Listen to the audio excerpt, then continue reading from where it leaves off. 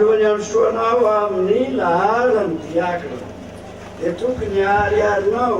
amin'ny vahoaka fa polakevitra ianao andray izany raha izany koa sitraka ve nio voatokana anao ny raharahany eglizy.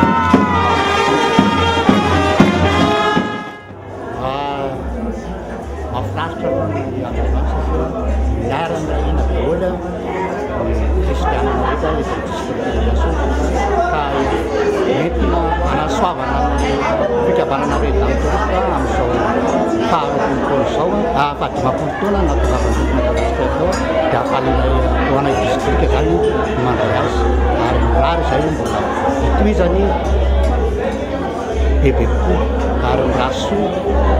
ho an'ireo fikambanana amin'ny polisy tamin'ny